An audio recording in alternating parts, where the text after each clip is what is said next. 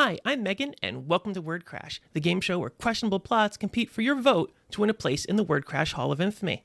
First off, let's meet our contestants. Today we're joined by songwriter nerd and author of the Wakeful Wanderer's Guide series, Jim Infantino. Hi, Megan. Hi, Jim. Wonderful to have you with us today. Next, we have a mother of three. She's a Coke Zero addict and author of the Daughters of India series. Please welcome Megan Elder Evans. Thank you for having me.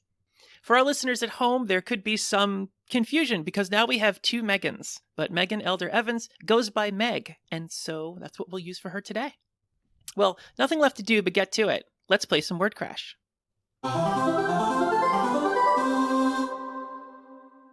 First, we have a game we like to call Time of Your Life. Retell an experience from your life in the genre of your choice. Meg, why don't you go first? Okay. I will go with my firstborn's birth. And I would like to do it as a comedy because in reality, it was anything but a comedy. Taking a hard turn from reality there. What would you like to make funny that definitely wasn't funny? Maybe specifically the seriousness of the situation. I ended up in the OR having an emergency C-section, and so I'd really like to make fun of that. Do we have a funny doctor? Is that how we're going to lighten it up? Oh, I'm the one who's funny because they gave me Ativan when I had my panic attack. To kind of pull from reality, apparently I was waving my arms about in the OR and the nurses had to pin me down. I don't remember that at all. And apparently I kept asking where my arms were. So you see how this can easily become a comedy.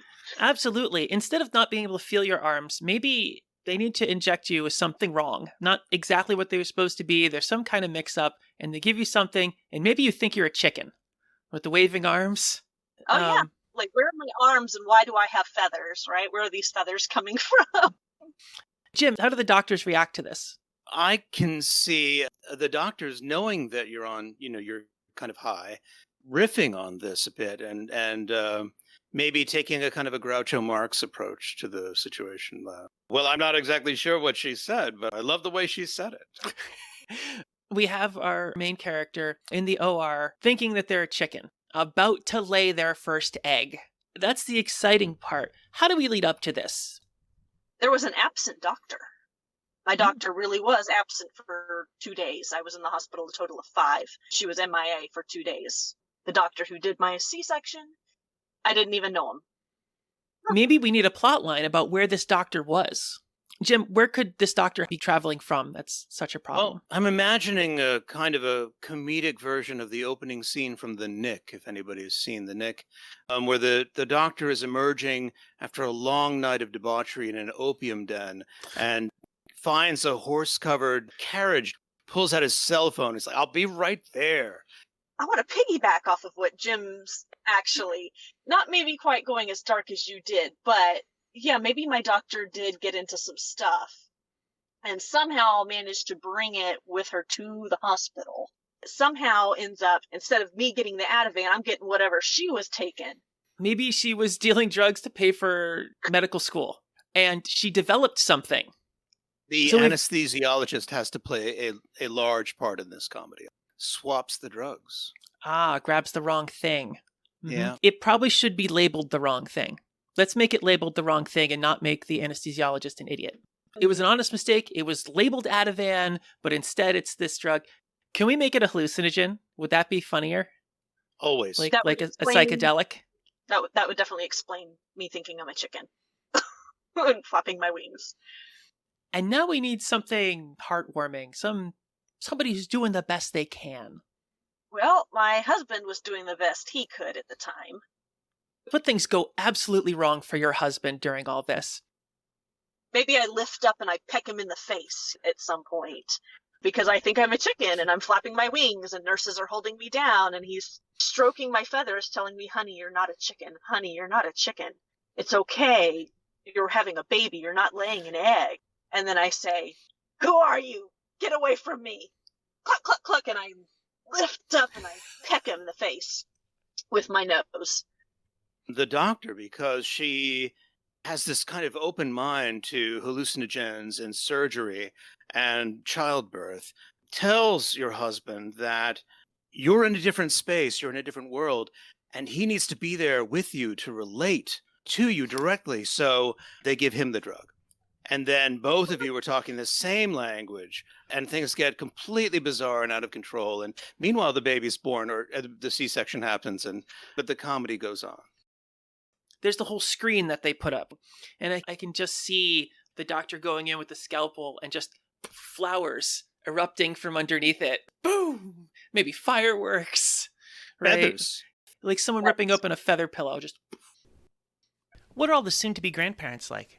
His parents are texting constantly. Is the baby born yet? Is the baby born yet? Is the baby born yet? Meanwhile, my mother is waiting outside the OR in the hallway, waiting to be told that the baby is born. Can we have your mother try to sneak in? Yes, she sneaks into the OR, pokes her head in, and sees me laying there flapping, flapping, flapping, pecking my husband. I'm imagining the mother-in-law not just sneaking in, but sneaking in, getting some scrubs, getting changed, lifting an ID badge from someone. Because hospitals are pretty good about keeping people out of the OR. But she's the anesthesiologist. She has taken the actual anesthesiologist and knocked her out, and she's in a broom closet, and she's dressed up as the anesthesiologist, and that's why she chose the wrong thing, which is why all of this happened in the first place. Because she was just trying to be helpful. Yes. Yes, just trying to be helpful. That's fantastic. I love it. Do we have a name? I like Hatched. Hatched. Simplicity. That's good. Hatched, coming to a theater near you, or Netflix original series near you? It's already greenlit. It's already greenlit.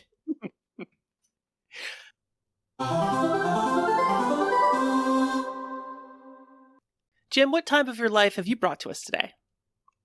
Well, it's something simple. I took a walk with my daughters this weekend on Saturday. We took a long walk. I told them we're going to walk 5 miles around the city. I live in Boston. So we walked over to Boston Common. We looked at gardens. And I'd like to reset this in a kind of a Station 11 setting. If you've read that novel by Emily St. John Mandel, it's in the wake of a perfect pandemic that has wiped out 99.9% of the population. So my daughters now we get ready, just like, regular dad and daughters thing. They're like 8 and 10. And, we have to pack some snacks, and we have to pack some water, and we put on some backpacks, and we get ready to go. And we stop at the elevator, and then we walk down the stairs, and then we go out into the city. And, Boston is known for being 1/3 of its size in the summer. And, when the students come back, then they fill up like millions more. So not millions, but many, many more. And it's like that, except, even more. So there's about 35 people left in the entire city.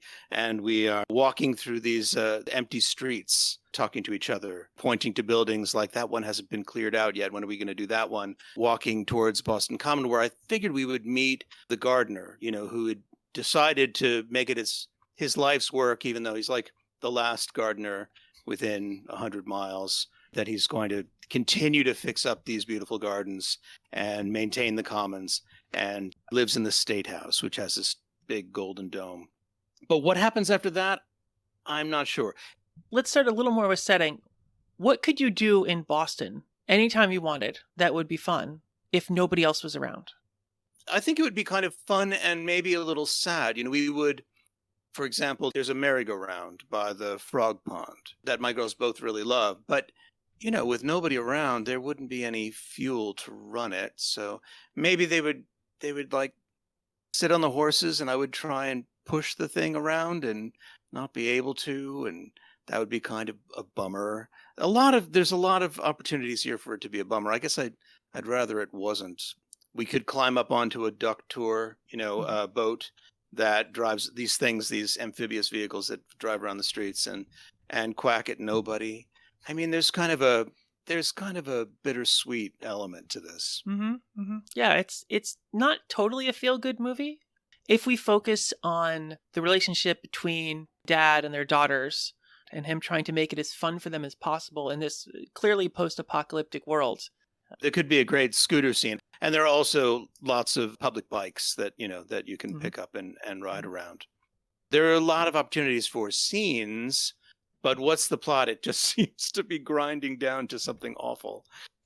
In movies like this, where you're building a world, you have to establish the norms, then you have to test the norms, and then you challenge the norms, and then you decide if you're at a new normal or not. Right? So we've established the norms. How should we challenge these norms? What can we bring into their world that changes it? So I think psychologically there's something, and this is kind of serious, I guess, but there is something I was feeling in the life that I actually am living, walking around with my daughters on a Saturday, which is a beautiful Saturday. There is that feeling like the three of us are the only people in the world.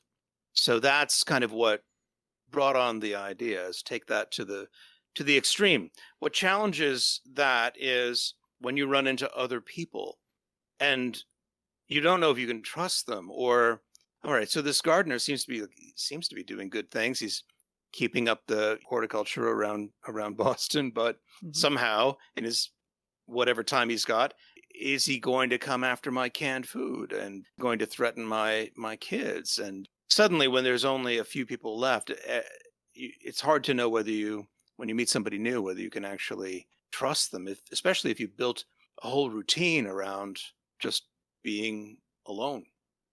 What if they didn't at first know that there was a gardener? What if they didn't see him at first? And they thought, hey, this is awesome.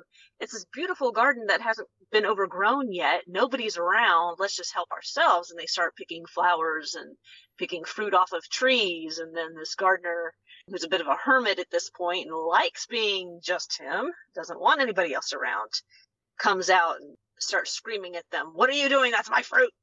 Those are my flowers. Do you know how hard I've worked? And now he's going to say, now you have to fix what you did. You have to replant these flowers and you have to weed these beds over here. And this indicates to me that maybe we're moving towards a found family kind of thing. Mm-hmm. The gardener guy doesn't want people around because he's lost people and it's hurt so much that he doesn't want to reconnect with people. Right? And then you've got this father with two girls, and it's tiring being a single parent. Yeah. And an overwhelming desire to protect them, keep them safe. Right? Yeah. So he doesn't know whether the gardener's a threat. The kids are thinking the gardener is somebody new and they're excited about it. If you have this garden and we're thinking, most of the population of the earth has been wiped out, we're assuming that a significant portion of farmers have been wiped out as well. And so those farms, the food supply has decreased dramatically, especially the fresh food supply. And so this gardener who is growing perhaps vegetables and fruit, maybe he's even raising a few chickens out behind the house. Mm-hmm. He has fresh food that nobody else can get now because everything that was fresh in the stores has since rotted. So they've been living off, the father and his daughters have been living off of canned food, canned meat, and it's just so unhealthy. And now they've met this gardener. You're right. They don't know if they can trust him or not, but they want to trust him, and they want him to trust them, and they want to kind of build this little commune together. There's got to be something where the old man has an epiphany or snaps or whatever, and he finally gets it, and he's finally into this. What event could predicate him finally admitting that he likes these two girls and that his life is better for all these people that's in it with him? Perhaps we need to include a villain who threatens their stability as a family. Since this guy doesn't appreciate you anyway, why don't you bring your daughters and we'll go start over without him. We don't need him. Maybe there's other little kids to play with. I like what I'm hearing here, right? There's some kind of conflict. Are we going to break these people up or not? Are they going to stay together? Who loves who? How do we end it? Well, I have a really dark ending, but I'm not sure I want to say it. But the end of the story, and I see it as a short story, the end of the story, the father starts coughing. Oh. Yeah, dark. Oh, this is really dark. This is really dark. But that's where you want it to go, and that's where we end up. I kill myself off. We're not going to go into the psychological ramifications of killing yourself off in a book, but there it is. Do we have a name for this? Boston Gardens. A feel-good short story, mostly. Except for the parts that are totally not feeling good. It's time for Secret Sauce, where our authors share a technique or strategy to keep themselves creative. Jim, why don't you start us off? I get stuck like everyone else. I have a slightly different attitude toward writer's block than what I've seen out there. I'm sure there are other writers who go this method, but I see writer's block as a message to me as an author that I am not daydreaming enough, and that I am trying to write too much without taking the time to imagine enough. So when that happens to me, I stop writing and I space out. I take a walk, I stare out the window, I do anything except write words, into the computer. When I come back, I make sure that when I'm daydreaming about the characters and about the world. When I come back, I know what's going to happen next, and I can easily write it. That's the only trick I've got. And it's a fantastic trick to codify, right? This is kind of like when you're in the shower and you get an idea because you're doing anything but that thing, right? That you were trying to do. All of a sudden you're like, I can fix that. And this is exactly the same thing. Let's purposefully expose ourselves to some activity that is not writing, but make it stimulating.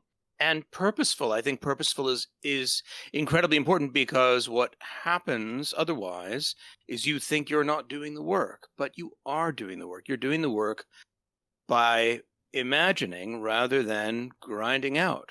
When you grind out, I'm not a 15 minutes a day or an hour a day kind of a writer. I have to see it first. I have to see all of it first. And I've done the other method. I've gone every morning writing pages. But what ends up happening when I pursue that method is I reach the end of my stock. I reach the end of what I know, and I end up throwing stuff out. So the work is spacing out, daydreaming, being a goofball, taking a walk, think about the character in the chapter that I'm working on, and what their wants are, what they're confronted by, what their conflict is. What do they want? What do they want to see happen? And also, what's possible within the world that I've set up? And the more I dig into that and try out different ideas, the faster I get back to the keyboard. I do have to remind myself when I'm writing that I can make up anything I want. And there's no rule about that. I'm completely free. It may be an absolute flop, but I am allowed to do in the writing whatever it is that I'd like to do. And often it's funny how much I forget that when I'm writing. So especially in speculative fiction and science fiction, you really have to imagine a whole ton of stuff. Nothing's given. Meg, what do you have for us today? Writer's block doesn't hit me too often, thankfully, but when it does, it's usually stress related. I'm so stressed out about other things that are going on in my life that I cannot think about my story. I literally get blocked and I can't move forward on it. So when that happens, I just say, okay, I'm not going to write for a while. I'm not going to write until I figure this out, until I get the inspiration, until an idea comes to me. So one of the things that I do most often, probably 9 times out of 10, is I purposefully read books in the genre that I'm writing, as close to what I'm writing as possible. And I seek out movies and TV shows that are also in that same genre.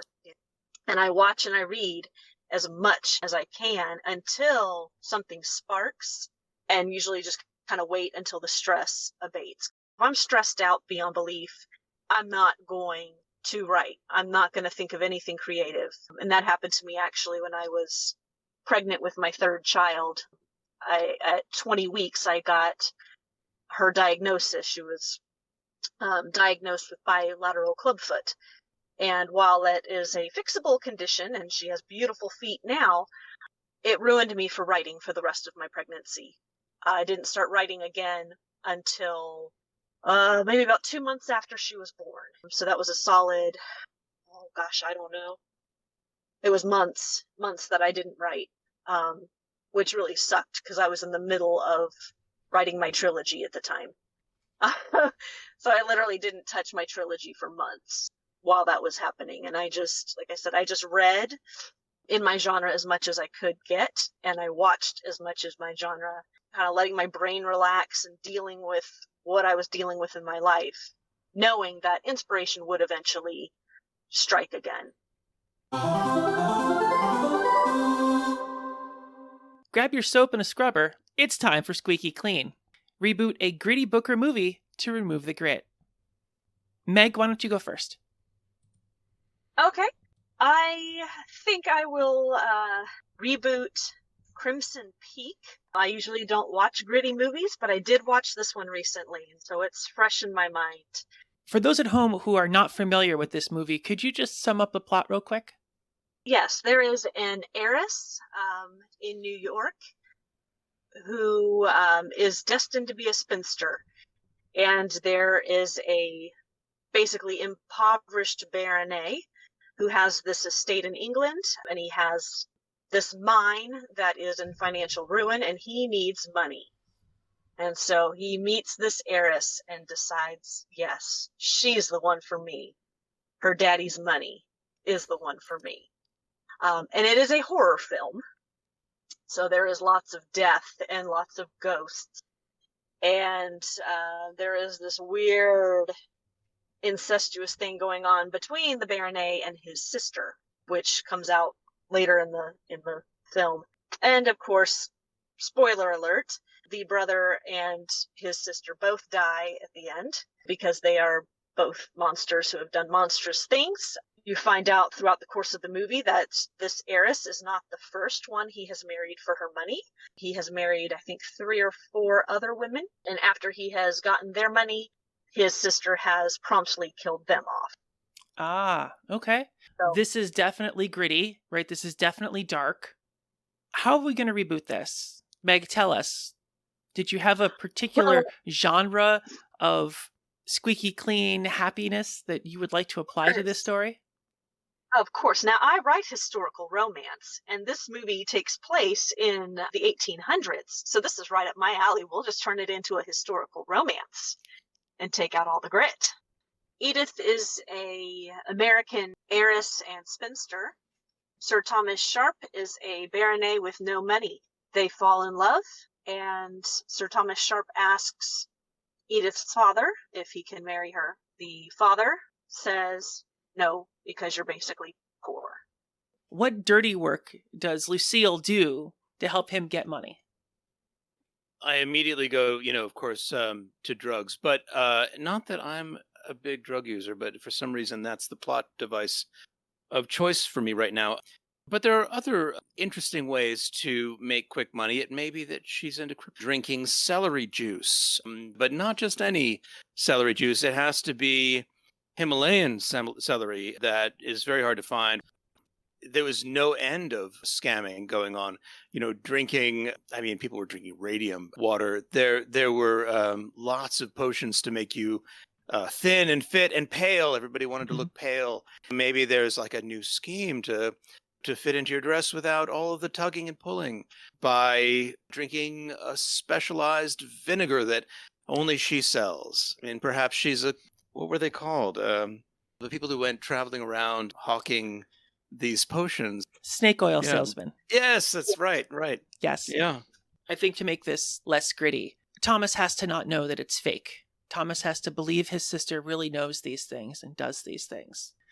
And maybe there's a crumbling estate that they can barely afford or not afford to keep up at all. And they can start inviting people in to, take the cure. At the time, that idea of a woman being a savant was not so unusual. So, she can say it worked so well because it worked on me. Young forever snake oil. But the catch is, it's not a one and done. You have to take it periodically in order because the effects only last maybe a week.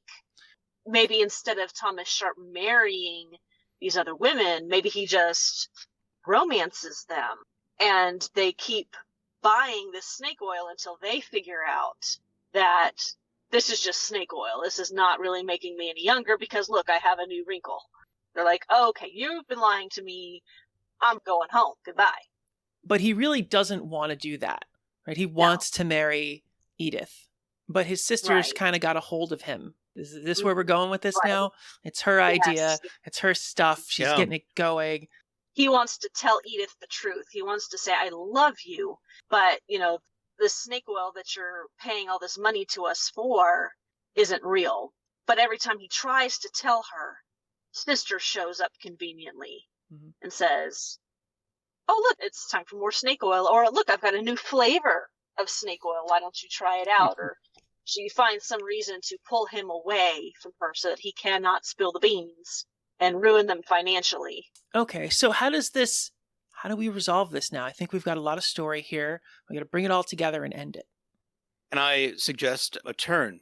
What if the sister becomes so successful at this that she leaves the brother and frees him from having to seduce all of these new customers to just focus on his one true love, at which point maybe there's a settlement between the sister and brother so that he does have a bit of money, maybe not enough to keep an estate, but enough to maybe live in the city and have a respectable life. Something's got to happen with Lucille. Maybe she meets a chemist somewhere along the way, and this chemist says, okay, I know that this is total bullcrap you're selling, but I'm a chemist, and I can help you create a real tonic that will really help women look younger for longer. I've discovered aloe vera. Right? And lots of vitamin E. I think that ties everything up. And a feel-good movie does have that tie-up moment. Do we have a name for this? Oh, I'm thinking maybe Snake Oil Peak. Or Snake Oil Love. Jim, what would you like to reboot to make Squeaky Clean?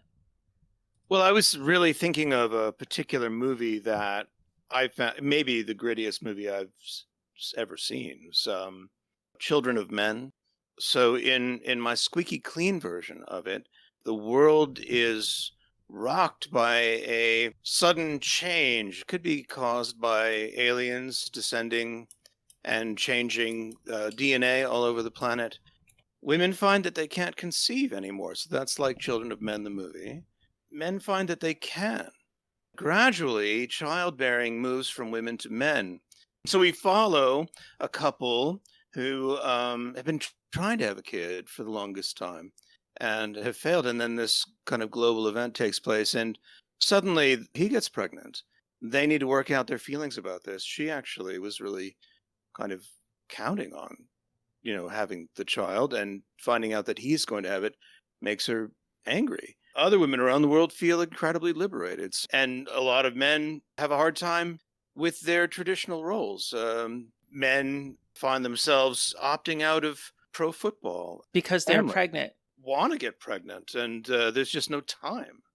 So it's an exploration, in a sense, of gender roles, but by reversing, on a global scale, reversing the roles and following the emotional and sociological fallout. You could flip through to a talk show where one of these men is going through some severe emotion because now they're pregnant. There's shock, I think. Mm-hmm. Some of the men will get pregnant without meaning to. I mean, they unplanned pregnancies. So, especially because men tend to be, dogs.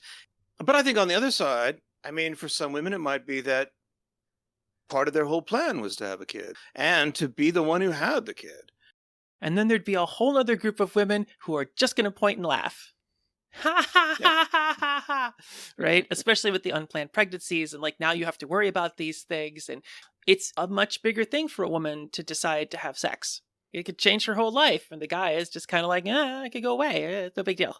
Big companies might start, appointing women executives only because they're more reliable. They're not going to run off and have kids, at an important juncture. Electing women pretty much exclusively because their duty is clear.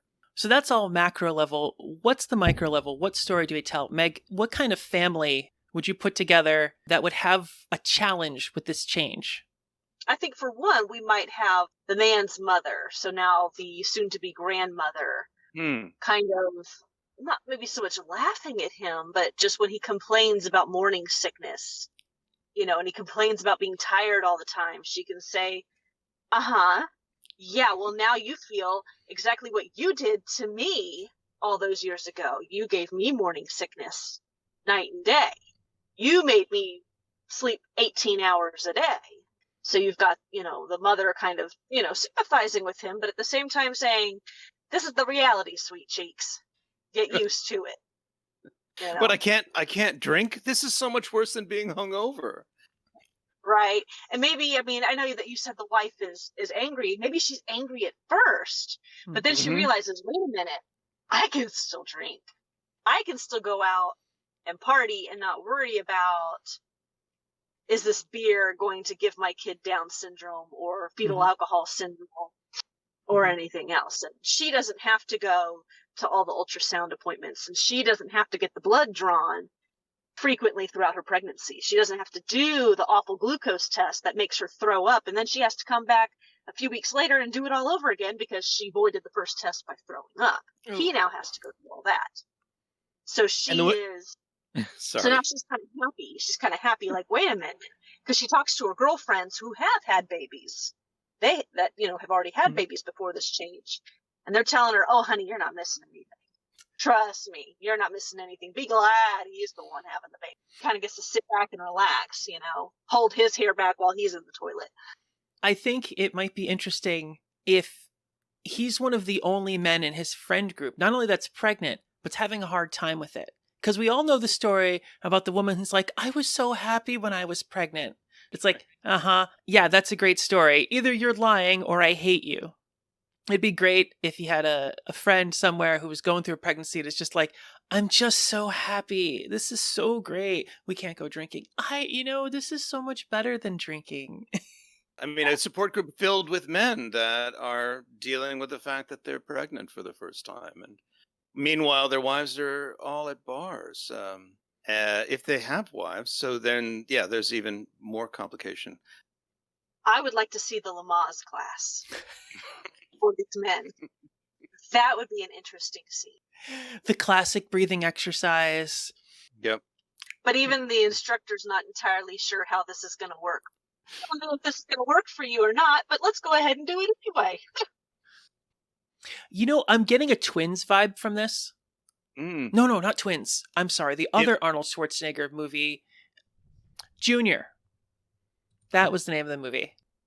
I think the main characters are both of them, and it's a couple's story, and they need to figure out where they're at. She starts, are you okay, honey? Great. I'm going to go out with some of my friends, and, I just need to blow off some steam. You just rest. So is their relationship good? I see this as, they finally figure it out, and they work out a way to be happy, but with some kind of radically different roles. It's not even gender roles. It's just who gives birth. So there's this nesting thing that happens with women, right? Like, you got to make the space for the baby the best possible, make sure that we're all prepared for things. Sometimes there's an over-preparedness there because, this is a big thing and you're going to think about it all the time, right? What are we going to do when the baby gets here? We need a bassinet. I need a breast pump. I need all these million things, right? In order to make sure that the baby's okay. What are guys going to focus on? I'm thinking he's probably going to over-prepare in the long term, because, in my own personal experience, I over-prepared, by just a few months, planning for a few months after the baby's born. But I'm thinking maybe he's already bought maybe new furniture that is baby safe. He's already baby-proofed the house, even though you really don't have to baby-proof the house until they start crawling. And maybe she's come home and she's like, what happened to our glass table? What happened to our glass coffee table? Oh, well, that's gone. We've got just no more glass tables. No more glass tables. We have these cute little ottomans that you can open up and store stuff in. And they're padded, so the baby won't get hurt on it. I don't think he's just going to suddenly abandon how he was prior to getting pregnant. I don't think there's going to be that big of a hormonal shift. In my experience, it was all cutesy things. And my husband was very much the practical one. thinking, okay, we got to have a practical crib and a practical this and a practical that. And so I'm kind of thinking maybe he's the same way. He's thinking practical and nothing's going to be cute. And his wife's going to be like, yeah, but, it's a baby. Babies are cute. We got to have cute stuff. Everything can't be just practical. Right. I see a whole scene or maybe a montage of him running around the house with a power drill and doing things, changing cabinets, and then but they're going to need a bedroom. And then they're tearing out a side of the house to put the bedroom in. The backyard, I built a soccer thing in the backyard so that we could play soccer with the kid. And I built a tree house over the top. I put fencing throughout all of the safe fencing so that the child will only be able to run in certain directions to get to certain destinations. And there are gates that open up, but the gates are all child safe. So only we can open the gates to get from the living room to the kitchen, but the child can only go in this way or back to the bedroom. It's fixed. So basically he builds a hamster cage. Yeah, like livestock, just kind of treating the child. That seems very boyish to me. Just treat the child like livestock and keep it under control. This is definitely Squeaky Clean. Yeah. And I can imagine this completely. We talked about the changes to the guy. What's it like for the wife? Right? I mean, I think we've established that she's going to go through this mourning process of losing that particular purpose. Some of that's going to be a little debauchery, trying to drown some of her sorrows, maybe. But then what? What realization does she have to come to? I think she would have to realize that she is still necessary in this process. She's not the one carrying the baby. But when it comes time to give birth, this is a whole new world for these men. They don't know what to expect. They're going to need support. So perhaps that's her purpose, being the support that he needs, even though she has not gone through this herself. She comes from a whole line of women who have gone through it. And so she's kind of feeding off of that prior knowledge to help her husband through this experience. And maybe she gains her self-esteem from that. And that's her purpose, keeping him sane through this whole process, being emotionally supportive to him through this whole process. And realizing that even though she's not carrying the baby, it is still her baby. What is she doing during her lowest point that she has to come to this realization? I think what might trigger the lowest point would be the question, well, if he gives birth to the child, will the child see me the way a child sees a mother? Will I never have that relationship? And that, I don't know. That might be like drinking on the curbside, howling at the moon. I don't know. So this feeling, what is my place if I'm not actually the mother? Other people go through this even now. When somebody adopts a child, everyone's always, they're concerned. Is this person going to love me as a biological child would? Will I love this child as a biological child would? And the answer is most likely yes. The need for a child to be biological is, something that's ingrained in us, and that's okay, but it's not required. If a child comes into your life, you're going to love that child. There's no way around it. If you're a loving person who would have loved your own biological child, you're going to love this child. They're going to depend on you, and that's going to be a relationship that happens. And if she has a friend who was adopted or something like that, or who had adopted kids and explains to her, no, genes is only so much, carrying the child is only so much. What's really important is that you're there and you do the job. That's what we'd want to tell to every parent. Be there, do the job, be the parent. And perhaps that advice from that friend who adopted or was adopted, perhaps that advice doesn't sink in until her husband goes into labor. And they're there at the hospital. And now that it's about to become real, now that advice sinks in and everything clicks into place. I like it. Yeah, it's the epiphany. I think that's where we start to get to the resolution, and then at the end, the child is born, and it's a happily ever after. It's a happy family in a very strange world.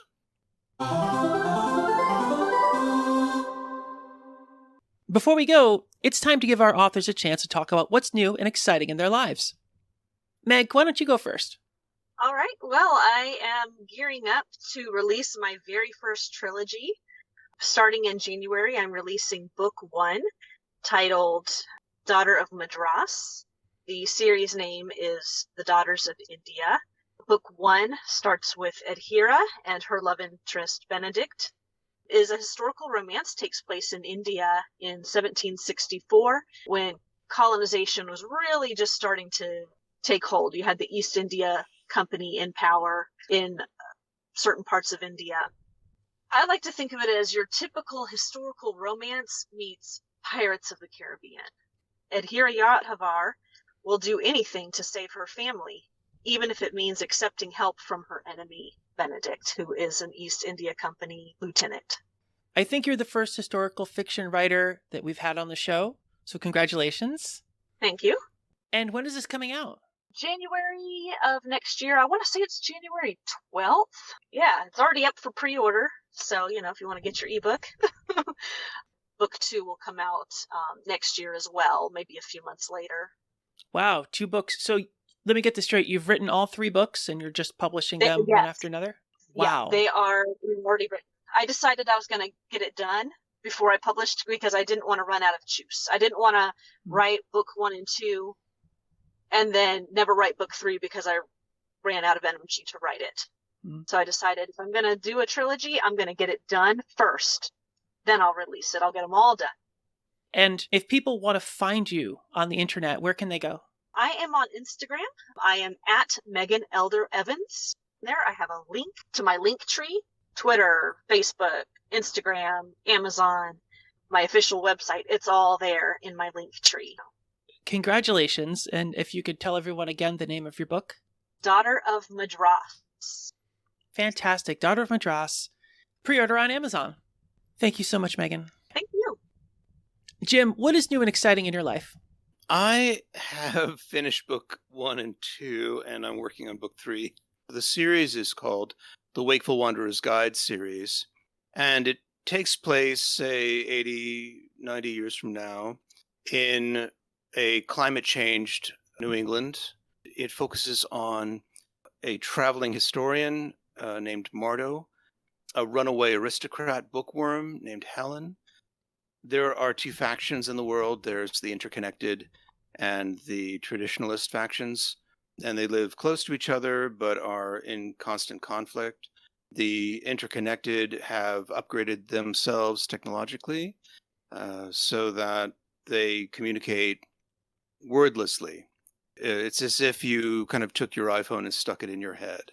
There's a big cultural shift that goes on in terms of understanding the way they think. And Mardo is looking back at how they got there. Helen has kind of left the traditionalist world feeling very rejected by her family, looking for a sense of belonging among the interconnected. So she's a bit of a rebel.